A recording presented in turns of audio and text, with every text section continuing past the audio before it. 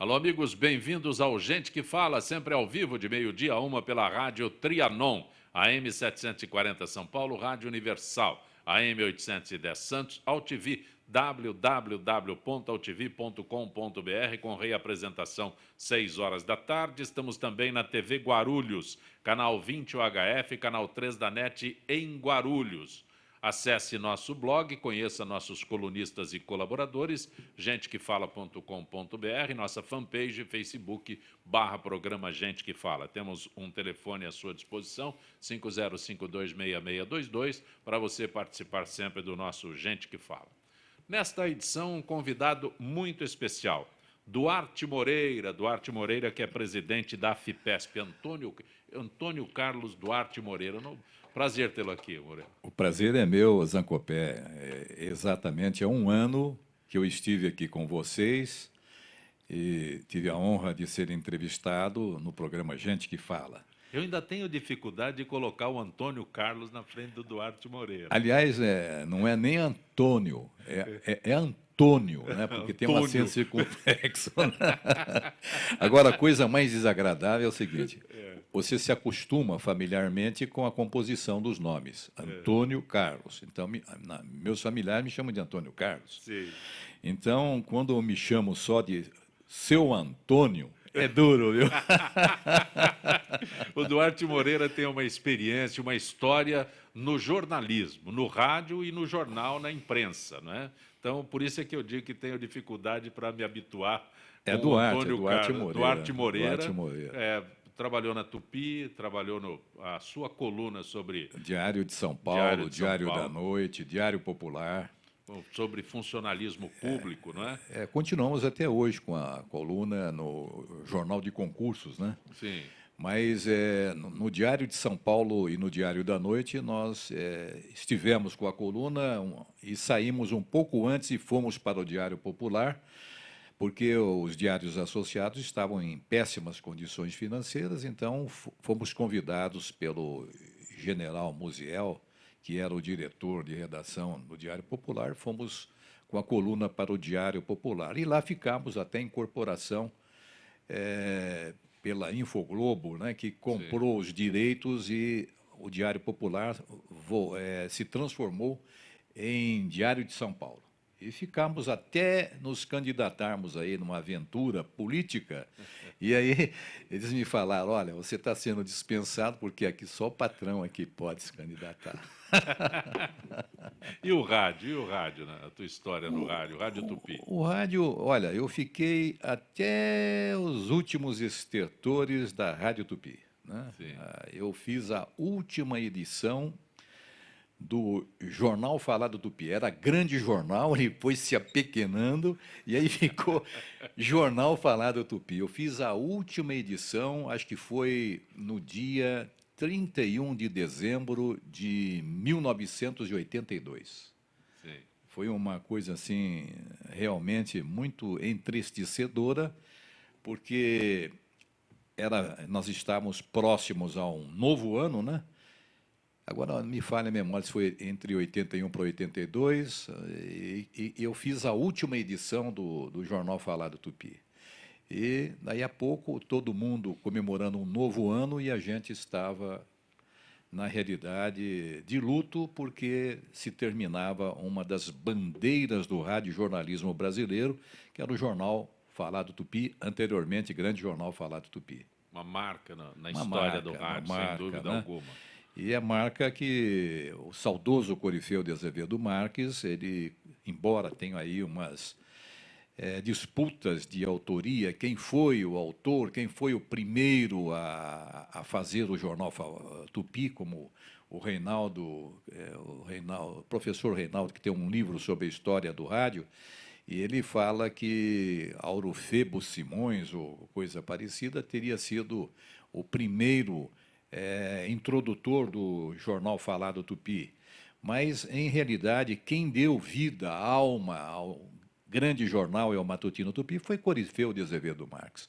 Foi tão importante a presença dele na radiofonia brasileira como jornalista, que ele tem uma uma enorme avenida com seu nome Sim. em São Paulo, que é a Avenida Corifeu de Azevedo Marques, No né? Butantã, na No Zona Oeste. Butantã. Então, veja a grande importância do Corifeu.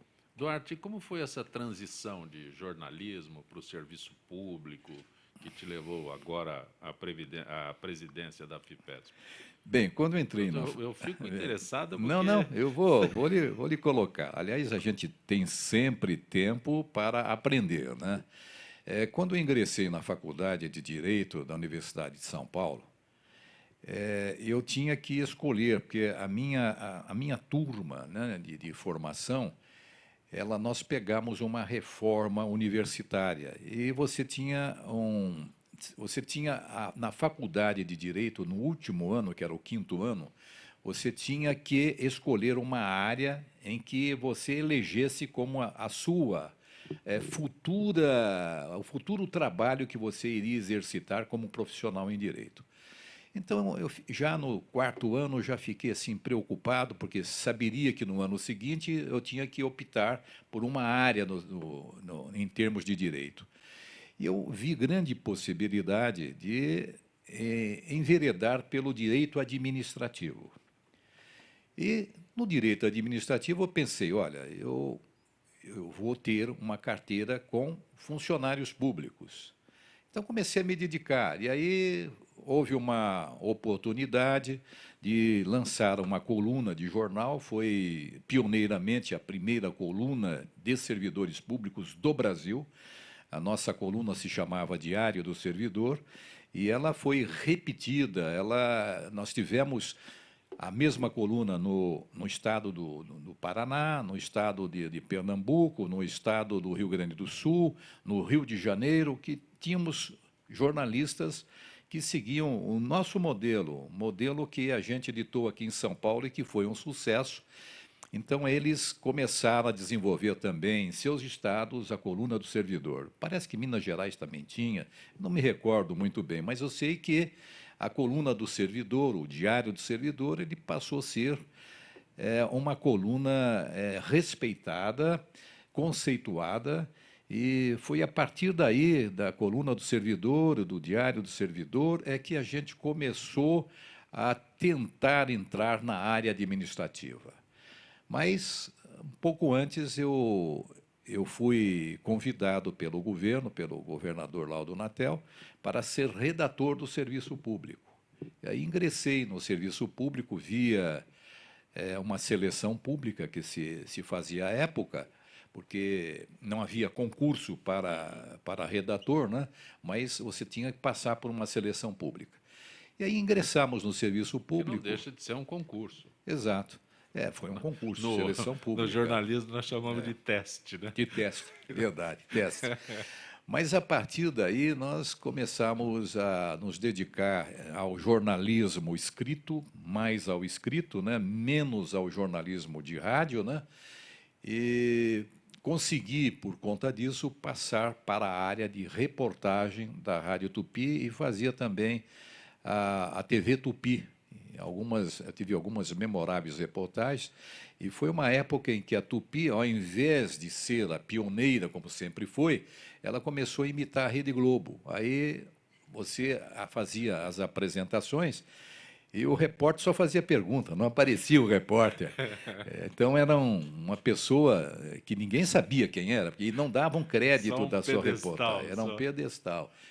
Foi nessa base, né, que a gente enveredou nesse caminho aí de rádio e televisão, fazendo reportagens. Nós nos encontramos várias Sim, vezes por conta das várias reportagens, vezes. principalmente na Assembleia Legislativa. Sem dúvida. Então, essa é uma trajetória, quer dizer, árdua, né? Porque conciliar jornal, rádio e ainda estudo é uma coisa muito difícil, né? Hoje você é presidente da FIPESP. O que é a FIPESP? Olha, A gente tem uma parceria aqui com a FIPESP, se refere sempre à FIPESP, registra as ações da FIPESP, as atividades, mas para aqueles que acompanham o Gente que Fala, o que é a FIPESP?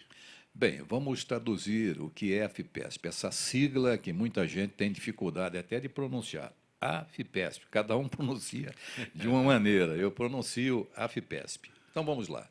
A FIPESP é a Associação dos Funcionários Públicos do Estado de São Paulo. É uma entidade generalista, né, que abriga no seu seio social servidores públicos estaduais em sua grande maioria, acho que 90% são servidores estaduais. Nós temos também uma reserva de servidores municipais e federais. Então, a associação ela foi criada em 5 de novembro de 1931, quase que no alvorecer da Revolução de 1932. Isso dá 84 anos. 84 anos, comemorados agora recentemente, né? Então, a Associação dos Funcionários Públicos ela partiu para o idealismo do seu idealizador, Vítor de Carvalho. Vítor de Carvalho e mais uns companheiros, eles se reuniam. Vítor trabalhava na Secretaria da Agricultura do Estado de São Paulo. E a secretaria ficava no centro de São Paulo, exatamente no pátio do colégio. E eles se reuniam ali no centro mesmo, nas leiteiras existentes. Antigamente, eram leiteirias, né, no centro da cidade. Até acho que tem uma leiteria ainda. Acho que na Xavier Toledo ainda tem uma ainda leiteria. Tem. Né? E na Rua São Bento eu sei que tem uma. Né? Aí eles se reuniam ali, algumas vezes, no Círculo Esotérico. Veja você, ela nasceu no círculo esotérico, é muito importante isso. Veja que eles eram espiritualizados, né? Pessoas que tinham assim um espírito, não só o espírito mesmo, mas o espírito para o serviço público, né? Bom, eles formaram a associação. E a associação ela teve início, né, com as primeiras reuniões no círculo esotérico, depois nas classes laboriosas, porque ela não tinha espaço, não tinha um local de reunião. Então, eles pediam a colaboração dessas entidades. E, em 1931, até 1932, por iniciativa do próprio presidente, eles conseguiram reunir já para 1932, 9.832 associados. Uma soma fantástica, porque São Paulo tinha, no governo do Estado, 30 mil servidores. Hoje nós somamos mais de 1 milhão de servidores. Veja você o crescimento que nós tivemos de 1931 até a presente data. A associação cresceu com a bandeira de prestar serviços e agasalhar as reivindicações dos servidores públicos por ela representados. Interessante que quase que na mesma época, era fundado o Centro do Professorado Paulista, que viria a ser a maior entidade unitária de professores do Brasil. Quase na CPP, Centro Professorado Paulista. Após é que surgiu a POESP, que hoje é um sindicato, mas o Centro Professorado Paulista e a Associação dos Funcionários Públicos praticamente tivemos a mesma data de fundação, a proximidade de meses, coisas assim. A Associação dos Servidores do Paraná ela foi fundada um ano após, num dia 1º de maio, um ano após, em 1932. Então, veja, a mais velha entidade de servidores públicos é a Associação dos Funcionários Públicos da Bahia, que já está próxima a completar o seu centenário. Então, veja como eclodiram os movimentos reivindicatórios dos servidores públicos. E a associação, aqui em São Paulo, como entidade geral, ela teve um protagonismo muito importante, porque fundou cooperativas, cooperativas de crédito, cooperativas que serviam alimentos aos servidores públicos, fundou subsédios no interior e até deram origem, a partir da Associação dos Funcionários Públicos, você teve uma desagregação na cidade de Campinas, quando foi fundada a Associação Campineira de Funcionários Públicos, isso em 1937. 1937 era uma subsérie da associação, que em 1939 se desvinculou a associação. E também eu tenho informações históricas que... Mas prosperou essa associação dos... Olha, ela prosperou. Ela tem um patrimônio razoavelmente Porque Campinas é bom, sui né? generis. Você vai na estação ferroviária, tem lá, né? Interior, né? Tem capital e Capital e interior, né? interior. Mas a Associação Campineira, nós estamos num processo de voltar, de trazermos de volta a Associação Fusão. Campineira. Seria uma incorporação, né? Nós vamos incorporar a Associação Campineira por vontade dos próprios associados da entidade, que são também nossos associados. Para que pagar duas entidades? Então, nós estamos já no processo final e acredito que até o final deste ano de 2015 nós possamos celebrar esse retorno da Associação Campineira. Mas eu falava que uma outra associação também saiu do seio da Associação dos Funcionários. Seria a União dos Servidores, que é uma entidade de grande porte, muito respeitada e trabalha com o mesmo viés da Associação dos Funcionários. Ou seja, o referencial positivo da União dos Servidores Públicos é exatamente as unidades de lazer, com seus hotéis, né? É o que a associação hoje faz com grande maestria, com grande empenho. É o nosso referencial positivo, efetivamente. Antes que a gente se atenha a essas informações, esses comentários sobre as suas sedes e tudo mais, a FIPESP, qual é o... Você disse que tem a sua maioria funcionários públicos estaduais. Estaduais, exatamente. Mas tem municipais também. Temos municipais, com os mesmos direitos dos Sim. estaduais. Apenas na cidade de São Paulo ou em outras cidades do estado? Veja, nós temos associados em quase todas as cidades do estado de São Paulo. Mas aí, por conta do funcionalismo público estadual? Não sempre. O municipal, veja, o municipal não são todas as cidades que têm um quadro de servidores municipais. Um quadro efetivo. Quadro efetivo. A maioria não é efetiva, não ingressou no serviço público municipal por concurso público. Então, em algumas cidades, é expressivo o número de associados que nós temos da área municipal. Mas, em algumas cidades, o servidor municipal ele é um hipossuficiente, porque são prefeituras pequenas. Então, aí, nesses lugares, há uma lacuna de servidores municipais. Mas, em cidades de médio para grande porte, nós temos, efetivamente, um número razoável de servidores municipais. Não fazemos muita promoção, porque nós incharíamos a associação de muitos associados e a nossa capacidade de atendimento ela diminuiria de forma assim a preocupar a associação. Qual é o número de associados atualmente? Bem, nós temos hoje 252 mil associados. Vamos deixar a modéstia de lado, porque nós estamos falando de números. Sim. A Associação dos Funcionários Públicos do Estado de São Paulo se constitui hoje na maior entidade associativa de servidores públicos da América do Sul. E também a da América Central, sim, obviamente, né? E por quê? Porque nós atingimos esse número fantástico de 252 mil associados. Somando-se com os dependentes, nós temos quase que 1 milhão de pessoas que se utilizam da associação. Uma entidade que registra um número parecido à nossa é a ATE, Associação de Trabalhadores Estatales da República Argentina. Contudo, essa entidade argentina, a ATE, ela é uma entidade nacional, abrange toda a República Argentina. E o seu caráter é sindical. Nós somos eminentemente associativos. Por que você disse que não haveria condições de atender se o quadro aumentasse, o quadro de associados aumentasse muito? Veja, nós temos uma demanda reprimida e estamos tentando corrigir essa demanda reprimida. Nos finais de ano, nas datas comemorativas, principalmente Natal, Ano Novo, Carnaval, há um grande afluxo de servidores que elegem as nossas unidades de lazer para as suas férias ou o seu período de lazer.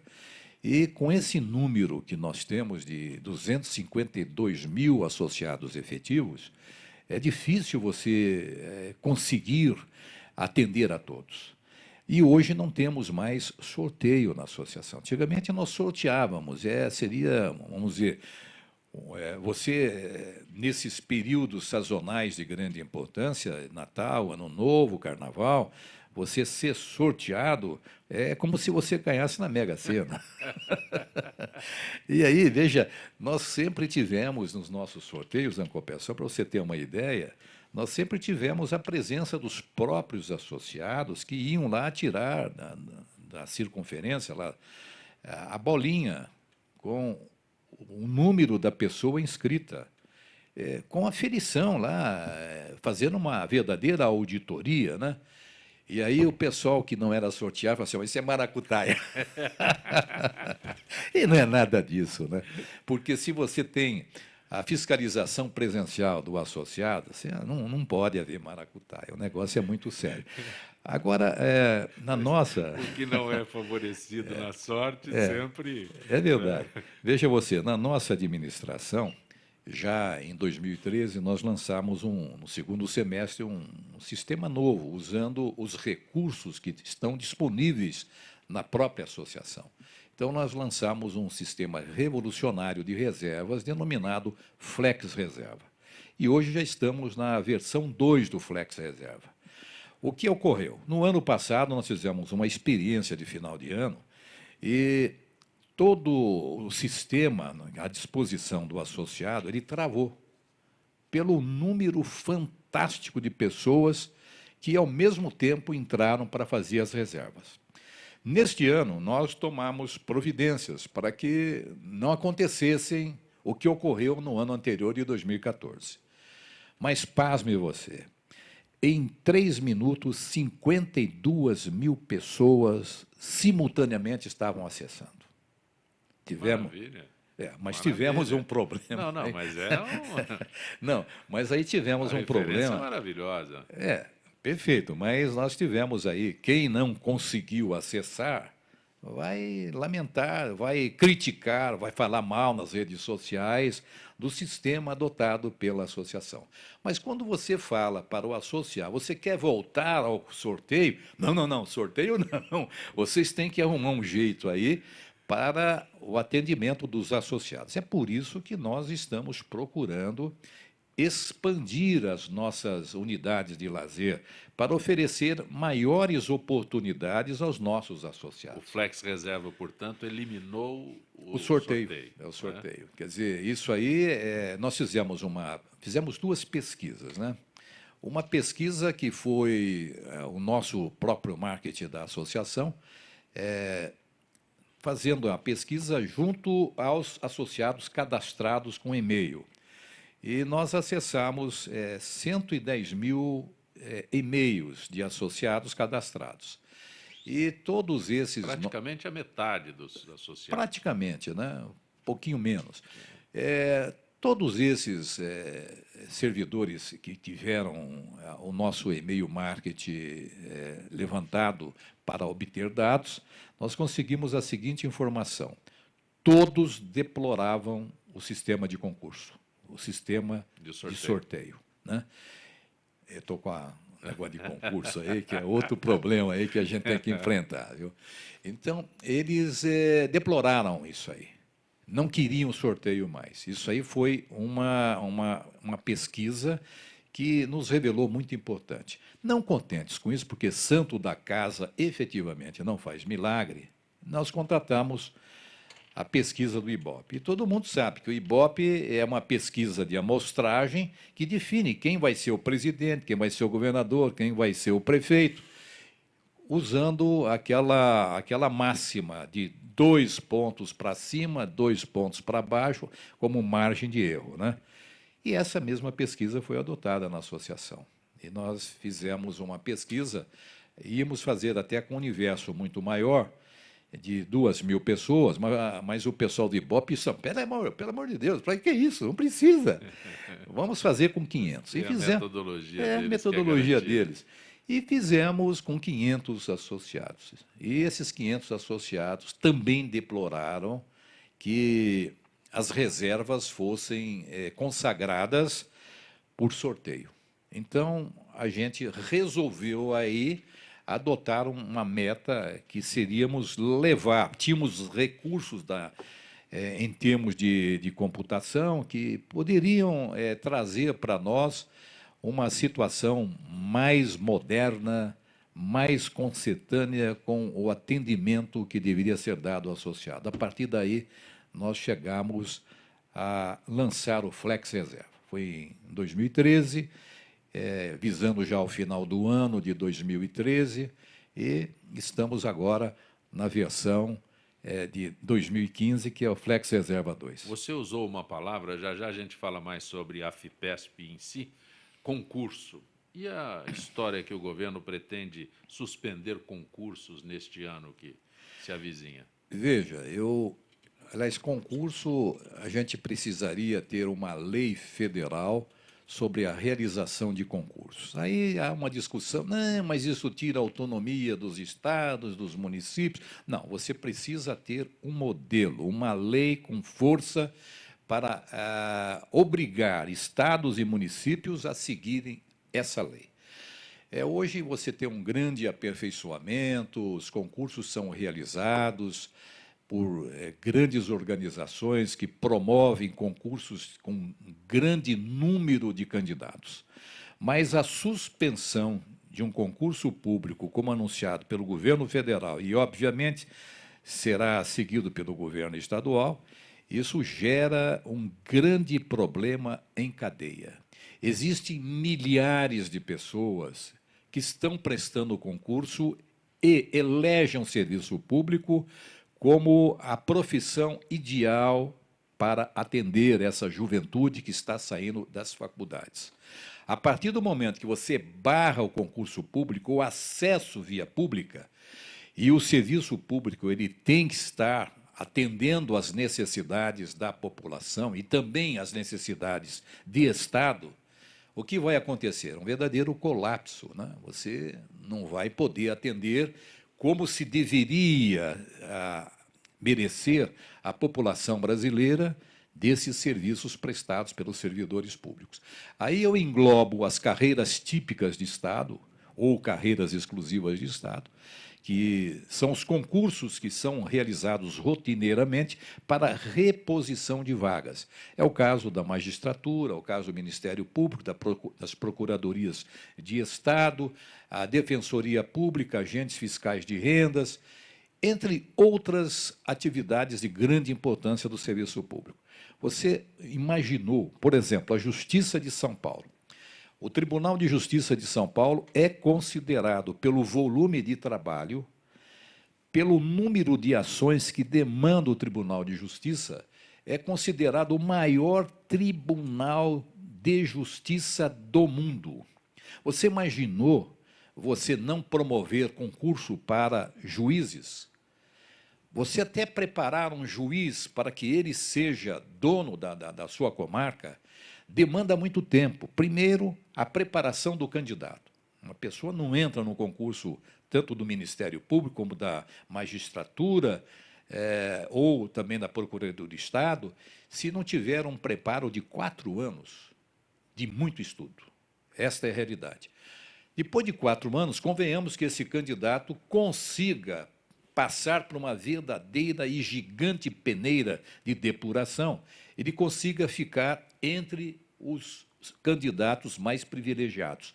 Mas não significa que vai entrar na carreira. Ele vai passar por uma depuração final, que são os exames psicotécnicos, exames de, vamos dizer, a entrevista pessoal e também uma entrevista com a banca examinadora. Aí sim ele vai poder ingressar na carreira, mas não acaba aí. Aí ele tem que entrar, fazer o curso da escola da magistratura. Isso eu estou falando em termos de juiz. Bom, fazendo o curso da magistratura, ele já é nomeado juiz substituto. Pela nota, ele pode, se ele teve uma nota boa, ele pode escolher aqui, perto da cidade de São Paulo, uma dessas comarcas, e entra como juiz substituto. vai ficar como juiz substituto pelo menos 2 anos e meio a 3 anos.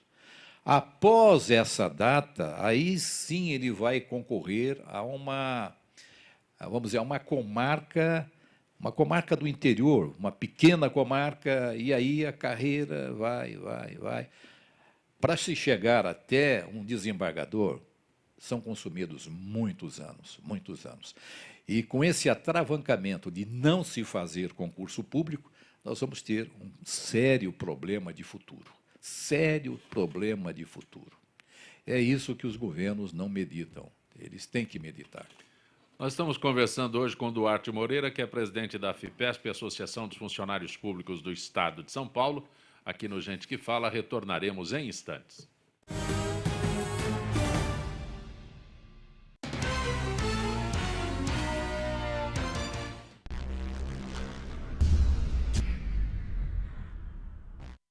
Oi, eu sou Letícia Spiller e quero convidar vocês a fortalecer o movimento que quer criar uma lei para acabar com o desmatamento no Brasil. Nossas florestas não podem mais ser destruídas. São elas que garantem a nossa qualidade de vida. Eu quero floresta em pé, água fresca, clima ameno e desmatamento zero. E você? Participe, assine a petição.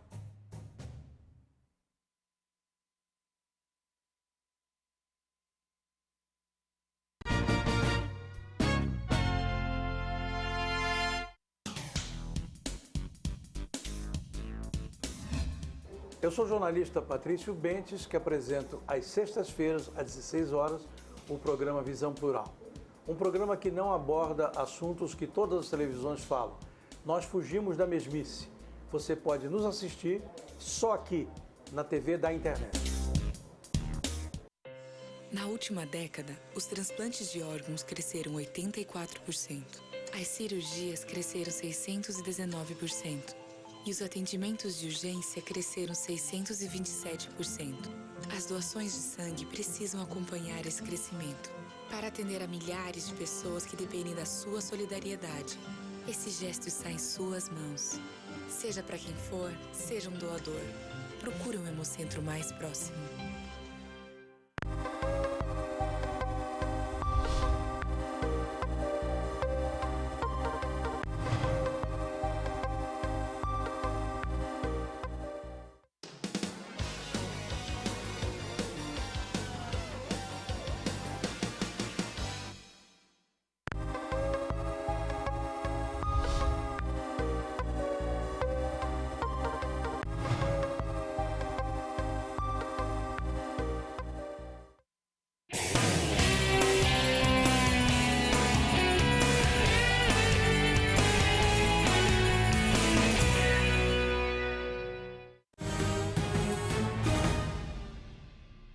Você está conosco no Gente que Fala pela Rádio Trianon, AM 740 São Paulo, Rádio Universal, AM 810 Santos, AltV, www.altv.com.br, com reapresentação 6 horas da tarde. Estamos também na TV Guarulhos, canal 20 UHF, canal 3 da NET, em Guarulhos, 11h30 da noite. Acesse nosso blog, gentequefala.com.br, nossa fanpage, Facebook/programa Gente que Fala. Nesta edição, Duarte Moreira, que é presidente da AFIPESP, Associação dos Funcionários Públicos do Estado de São Paulo.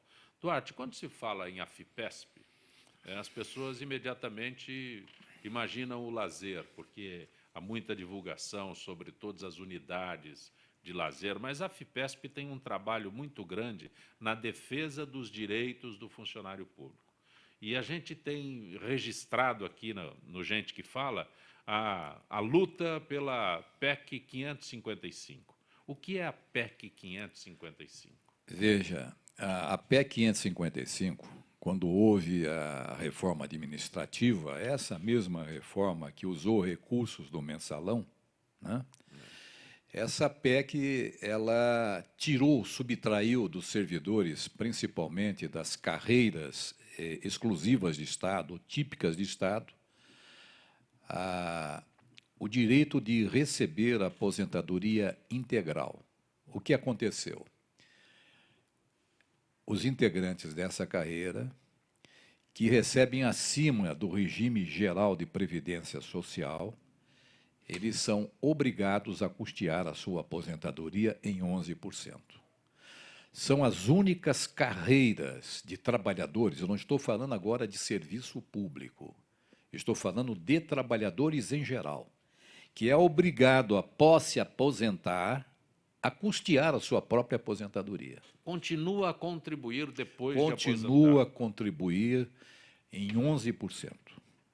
É uma quantia razoável, faz falta principalmente para o pessoal das carreiras típicas de Estado. Então, você poderia até me indagar, mas espera aí, se são as carreiras típicas de Estado, a grande maioria de servidores está agasalhada na massa geral de servidores públicos, quer dizer, nas carreiras meio, nas atividades meio, né, e em outras atividades que não são exclusivas de Estado, como é o caso dos professores. Na minha ótica, os professores deveriam ser considerados também uma carreira típica de Estado, mas não são. Sim. Agora, o curioso é que toda vez que você promove uma manifestação ou ida a Brasília em defesa da 555/2006, você tem adesão de servidores que não têm nenhuma identidade com o problema. Ou seja, o problema não atinge a eles, porque eles estão abaixo do regime geral de previdência social em suas aposentadorias. Mas, mesmo assim, eles levam a solidariedade. Eles vão, comparecem, e a gente nota nesses movimentos que a gente tem ido a Brasília, que os que menos comparecem são os interessados. Os interessados diretos. Esses são um número muito pequeno. Eu vejo um número assim expressivo de uma carreira do Serviço Público Federal, dos auditores fiscais, dos auditores da Previdência, esses comparecem. Esses vão, prestigiam, mas falta uma adesão dos maiores interessados. Os maiores interessados são exclusivamente esses que estão nas carreiras típicas de Estado. Esses deveriam engrossar a defesa dos seus próprios direitos. E vejam uma entidade, vamos dizer, a Pampesc, é uma entidade de professores aposentados do serviço público e pensionistas.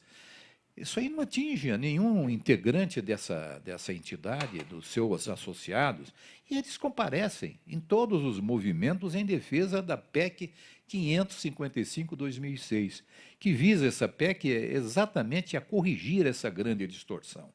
Esse foi um presente que o presidente Lula deixou para essas carreiras típicas. O governo é muito voraz, né? O governo Exato. abocanha tudo, lamentavelmente. Aliás, lamentavelmente. Um outro assunto que a gente registra sempre aqui no nosso Gente que Fala, Duarte Moreira, é sobre precatórios. Os precatórios alimentares. Você participou de um Gente que Fala aqui, exultante porque tinha conseguido um degrau. Um degrau. E degrau, e depois degrau, tiraram o seu degrau. Nós estamos... Isso é que nem subir uma... mas você usou bem a imagem, um degrau, nessa escada que não tem fim, né? Sim. Muita gente, segundo um companheiro nosso da Federação das Entidades Servidores Públicos e advogado, Júlio Bonafonte, ele faz um quadro atualizado de servidores públicos com direito ao precatório alimentar, e ele já chegou a uma cifra realmente impressionante. Mais de 100 mil servidores já faleceram sem receber o direito de usufruir o precatório alimentar. Isso é um número fantástico.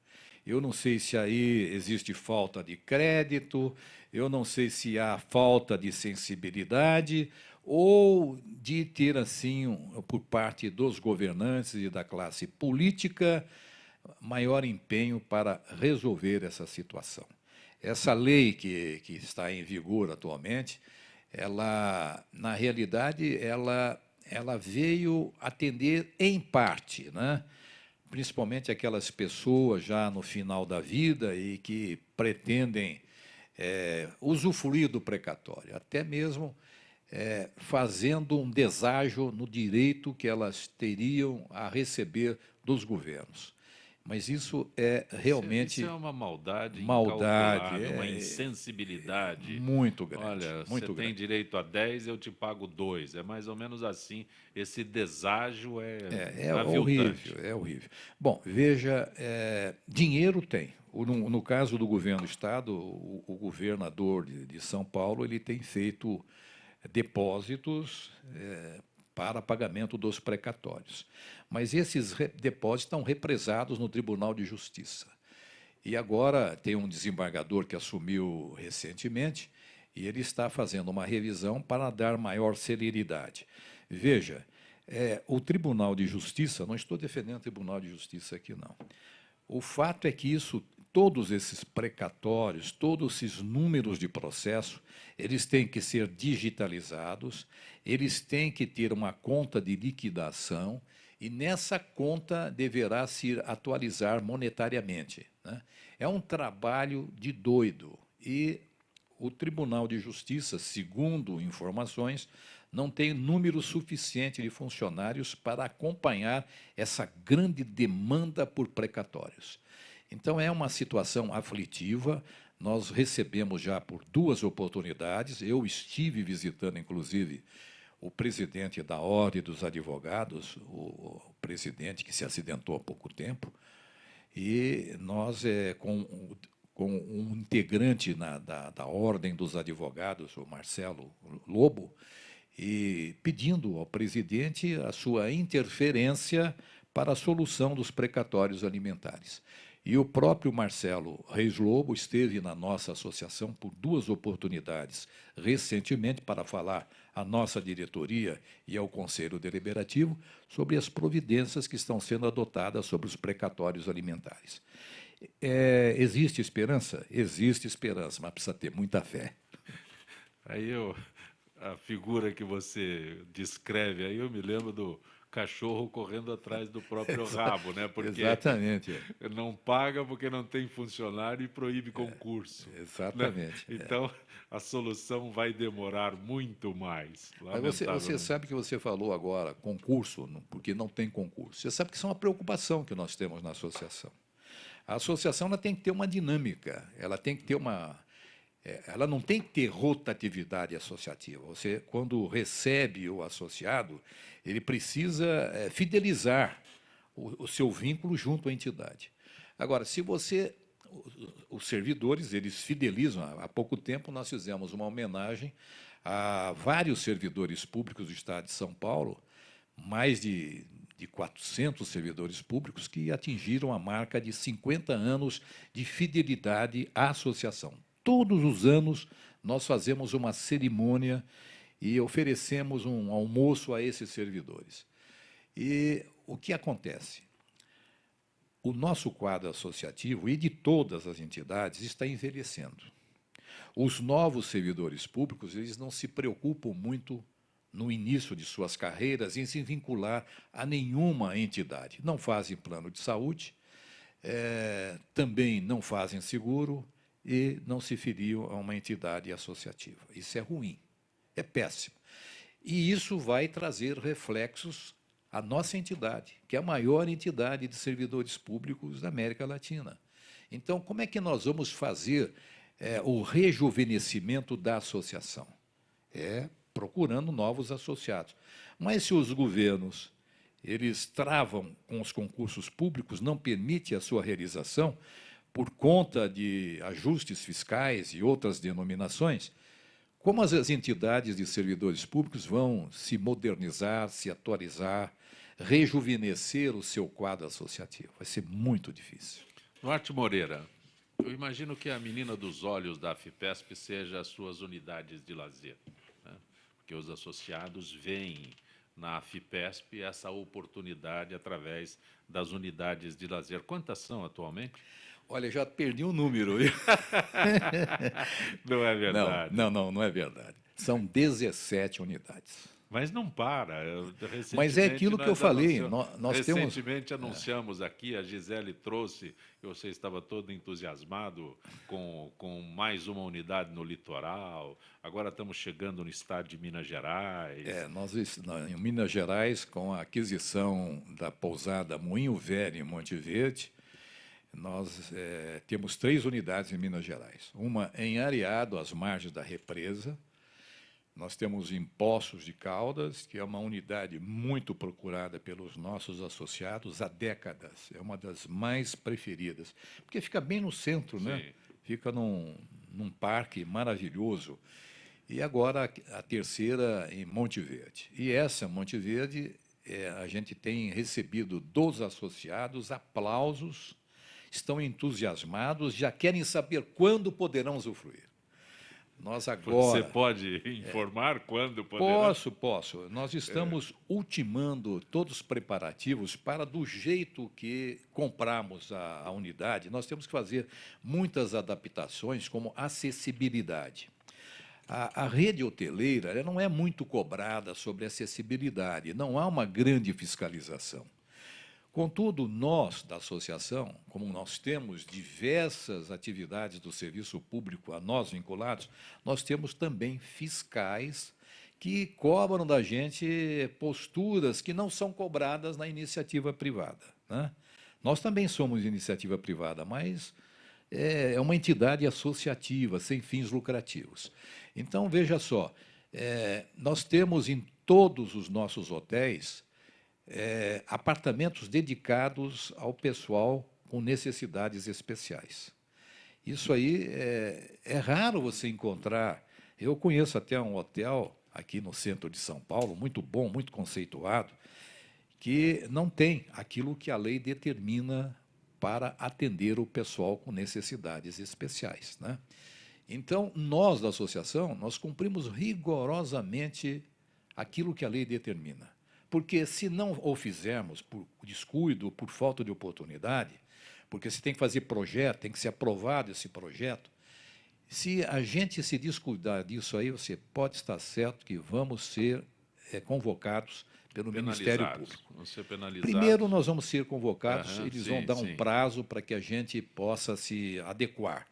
Então, lá em Monte Verde, agora, nós teremos que nos adequar aos ditames da lei, né?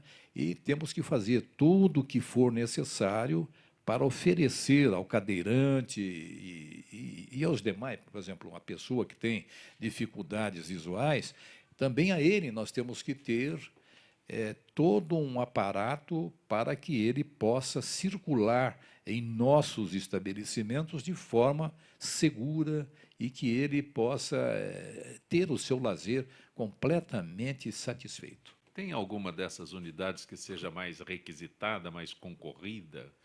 Veja, eu estou te complicando. Não, tá? por favor, não tem problema. A gente tem que ter total transparência. Sim. Eu acredito que, pelos índices que nós temos lá, a aferição mensal de utilização, inegavelmente, pela nossa capacidade de atendimento, é Guarujá. Sim. Nós temos 169 apartamentos em Guarujá, são dependências assim realmente que podem atender um número fantástico de servidores, principalmente na temporada de verão. Mas nós temos também outras localidades em que as nossas unidades são bastante emblemáticas, principalmente em Campos do Jordão. Campos do Jordão é um verdadeiro cartão de visita que a associação tem. E agora, recentemente, até no programa anterior que fizemos há um ano, nós falamos sobre a Apenzel. E a Gisele Pereira, ela sempre fala aqui no programa, no diálogo que faz com você, ela fala muito sobre o Apenzel. A Apenzel é uma pousada emblemática também, ela é muito simpática, muito agradável, é para um público mais diferenciado de servidores. Ali nós só damos o café da manhã. Nas demais unidades, nós damos refeição completa, né? Isso é muito oneroso, muito caro, e na atual conjuntura que estamos vivendo, com crise, é um problemão que nós vamos ter que enfrentar, porque o nosso sócio é exigente. exigentíssimo. Você hoje não pega nenhum hotel, hotel de carreira, de grandes bandeiras, que tenha na diária, acoplada diária, você tenha refeição completa. Ou seja, café da manhã, almoço e jantar, e no nosso caso nós damos o chá da tarde. Nenhum hotel faz isso. Os hotéis, via de regra, os hotéis trabalham da seguinte maneira: eles têm restaurantes, sim, mas servem serviço à la carte. E são restaurantes terceirizados. Na maioria dos hotéis. Aqueles que ainda trabalham com cozinha própria, esse serviço de cozinha ele é à la carte, e você paga aquilo que você vai consumir e os pratos que estão à disposição no serviço à la carte. Essa é a realidade. Nós não. A maioria dos nossos hotéis, nós trabalhamos com refeições completas. Em Monte Verde, nós vamos só dar meia pensão, ou seja, o café da manhã e o jantar. Mas não é um jantar, esse jantar de que a pessoa vá comer uma feijoada, não é isso. Vai ser um jantar já equilibrado, com estudos feitos por nutricionistas. Aliás, todos os nossos hotéis, nós temos um nutricionista para atender, seja nutricionista homem ou mulher. Mas isso aí para nos dar uma segurança no que se refere à alimentação que oferecemos ao nosso hóspede. Duarte Moreira, uma curiosidade. Aliás, a unidade de Avaré, a viabilização aconteceu aqui no Gente que Fala, quando o prefeito tomou conhecimento de que havia possibilidade, mas estava travado na prefeitura, todo o processo, o andamento, né, do desenvolvimento da unidade de Avaré, e ele assumiu os compromissos ali e deslanchou em Avaré. O meu questionamento é o seguinte: nós, em todas as entidades, em todas as associações, há um direcionamento mais aqui para o litoral e para o sul de Minas, essa região de São Paulo aqui. Região de montanha, né? Isso, região de montanhas. Aí vem Avaré. E o meu questionamento é o seguinte: existe possibilidade de alguma unidade mais adiante no interior do estado de São Paulo que até atendesse a população de associados dessa região? Já existe a associação mesmo, com o doutor Ribeiro Machado, meu antecessor. Eu estava na comissão que elegeu um spa de Termas de Birá, que hoje é a nossa unidade de lazer de Termas de Birá, que está sendo ampliada em mais 38 apartamentos. E com um restaurante com capacidade de 450 pessoas a 500 pessoas, isso em Termas de Birá. Então, Termas de Birá, ela se situa após Catanduva, são 19 quilômetros de Catanduva, e acredito que uns 34 quilômetros de São José do Rio Preto. É um local que é um verdadeiro spa, é maravilhoso. Não é só spa, ele é um resort. Vale a pena conhecer, é uma cidade quente. Agora, nesse verão, as temperaturas chegam a atingir, em alguns dias, até 40 graus. Então, obriga a pessoa a ficar o dia todo na piscina. Então, essa sacrifício enorme. Um sacrifício, muito sacrifício. É muito sacrifício, efetivamente. As ações que a FIPESP realiza aqui na sua sede, aqui bem na Rodrigues Rua Bittencourt Rodrigues, Rua 155. Rodrigues, bem no centro. Bem no ali, centro. Próximo à Praça da Sé. São várias ações, inclusive nós divulgamos aqui, através do Gente que Fala, né, informações, todas essas ações que a FIPESP desenvolve na sua sede. Consegue atrair os associados para a sede? Sim, um grande número de associados. Nós temos academias lá no centro da cidade, ali próximo ao endereço da nossa sede. Nós temos um outro prédio em que nós temos uma academia. Só para você ter uma ideia, a academia ela não está tendo capacidade de atender a todos os pedidos de associados. Então, já estamos cogitando a possibilidade de, em outro endereço, podermos ampliar as nossas atividades para atender as pessoas que reclamam por esse serviço.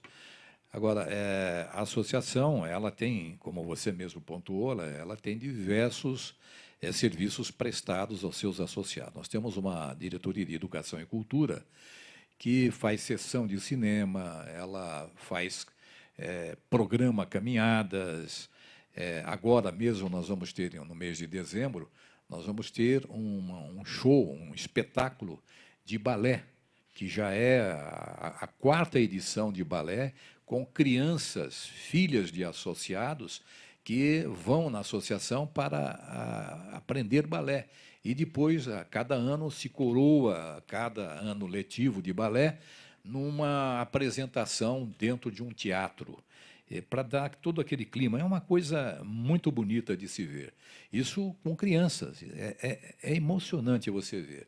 Mas, além desse serviço, nós temos o sistema de assistência social aos nossos associados, nós temos ambulatório médico com diversas especialidades, damos atendimento também com prioridade aos nossos funcionários, e a associação ela tem um departamento muito bem estruturado de turismo, fazemos turismo com caravanas que nós vamos para diversos pontos turísticos que não são necessariamente as nossas unidades de lazer. Então, é um número assim realmente muito expressivo de outras atividades que fogem ao nosso referencial positivo, que são as unidades de lazer. Eu, como funcionário público, como me torno associado? Bem, agora eu gostei. É fácil. Nós é só preencher a ficha de inscrição cadastral, né? Tem um cadastro, e esse cadastro tem um custo operacional. Então, esse custo operacional ele é diluído e você ingressa como associado, já no terceiro mês você já pode usufruir das atividades da associação. Então, tem um período de carência, é isso? Não é carência, né? É que, como é servidor público, você tem desconto em folha, até sim. se processar o desconto em folha, demanda pelo menos de 60 a 90 dias. Então, esse é o prazo que a gente dá para nos assegurarmos que, efetivamente, aquele postulante já é nosso associado. Isso eu consigo pela internet? Eu tenho que procurar alguém específico? Consegue pela internet, sim, pela internet, mas poderá procurar na sede social. A sede social dirigiria ao local que a pessoa deve fazer a sua inscrição. Tem representantes espalhados pelo Estado, não é tem isso? sim, tem representantes, tem sim. Cada delegacia nossa no interior, ela está apta a fazer inscrições. Toda delegacia que nós temos. Nós temos delegacia em Botucatu, Marília, São José do Rio Preto, Ribeirão Preto, Santos, Sorocaba. São 19 delegacias que estão aptas a receber essas adesões associativas. Duarte Moreira, é sempre gratificante essa parceria que a gente estabelece com a AFPESP, Associação dos Funcionários Públicos do Estado de São Paulo, e eu agradeço a gentileza tua em reservar este momento para que a gente pudesse conversar aqui no nosso Gente que Fala. É maravilhoso tê-lo aqui. Eu agradeço muito essa acolhida que tenho recebido e fico muito feliz toda vez que eu revejo a Zenilda e também o Zancopé Simões. No que se refere ao Zancopé, que a gente recorda momentos da nossa carreira, né, de rádio e televisão. O pré-programa foi muito bom. É muito interessante. Isso dá assim, uma vitalidade a gente muito grande, né? Ver o Zancopé aí com esse brilho todo que ele tem, com essa jovialidade, é muito importante. E aí eu vejo meus cabelos brancos, eu já fico preocupado. Viu? Um grande abraço. Obrigado, um grande abraço a todos vocês. Não fica tanto tempo sem vir aqui. Com muita alegria. Claro, sim. Virei, sim, com muito prazer. Gente que Fala tem a direção-geral do jornalista Fausto Camunha, a diretora de produção Zenilda Salvato, redação Raela Brandão, Pedro Schiavon, na pauta José Carlos Sicarelli, produção cultural Ricardo Godoy, na rádio Trianon, Benebené, Cléo Rodrigues, Neildo Neres, Ricardo Valim, na direção da UTV Alberto Luquete, na técnica James Eduardo, Marcelo Fontan, Sérgio Oliveira e Iago Matsumoto. Estaremos de volta amanhã, meio-dia. Gratos, até lá.